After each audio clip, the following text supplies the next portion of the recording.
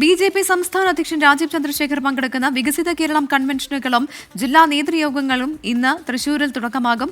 രാവിലെ 10:30 ലുലു കൺവെൻഷൻ സെന്ററിൽ സംസ്ഥാനതല ഉദ്ഘാടനം രാജീവ് ചന്ദ്രശേഖർ നിർവഹിക്കും.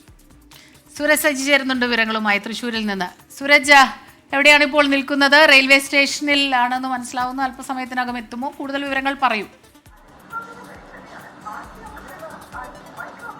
പ്രവിത സ്മിത, ഞാൻ തൃശൂർ റെയിൽവേ സ്റ്റേഷനിലാണുള്ളത്. രാജീവ് ചന്ദ്രശേഖർ ഇവിടെ എത്തിക്കഴിഞ്ഞിരിക്കുന്നു. വലിയ സ്വീകരണമാണ് ബി.ജെ.പി. പ്രവർത്തകർ രാജീവ് ചന്ദ്രശേഖറിന് വേണ്ടി ഒരുക്കിയിരിക്കുന്നത്. സംസ്ഥാന അധ്യക്ഷനായതിനു ശേഷം ആദ്യമായാണ് രാജീവ് ചന്ദ്രശേഖർ തൃശൂരിലേക്ക് എത്തുന്നത്. അതുകൊണ്ട് തന്നെ തൃശൂർ സിറ്റി ജില്ലാ കമ്മിറ്റിയുടെ നേതൃത്വത്തിൽ വലിയ സ്വീകരണം അത് രാജീവ് ചന്ദ്രശേഖറിന് വേണ്ടി ഒരുക്കുകയും ചെയ്തിട്ടുണ്ട്.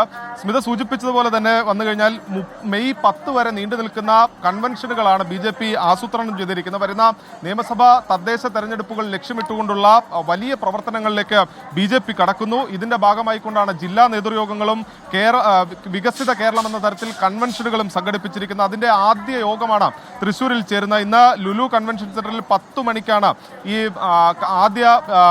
ഈ കൺവെൻഷൻ ആരംഭിക്കുന്നത്. അതിന് മുന്നോടിയായി തന്നെ സിറ്റി ജില്ലയുടെ കോർ കമ്മിറ്റി യോഗവും ചേരുകയും ചെയ്യും. വരുന്ന തെരഞ്ഞെടുപ്പിൽ എത്തരത്തിലായിരിക്കണം പ്രവർത്തനങ്ങൾ സംഘടിപ്പിക്കുക എന്നത് സംബന്ധിച്ചെല്ലാം തന്നെ വിശദമായ ചർച്ചകൾ ഈ കൺവെൻഷന്റെ ഭാഗമായി നടക്കുകയും ചെയ്യും. 30 ജില്ലാ കമ്മിറ്റികൾ കേന്ദ്രീകരിച്ചുകൊണ്ടുള്ള വിപുലമായ കൺവെൻഷനുകളിലേക്കാണ് ബി.ജെ.പി. കടക്കുന്നത്. അരയും തലയും മുറക്കി വരുന്ന തെരഞ്ഞെടുപ്പുകളെ നേരിടാൻ ബി.ജെ.പി. കളത്തിലേക്ക് ഇറങ്ങുകയാണ് ഈ കൺവെൻഷനുകളോടുകൂടി.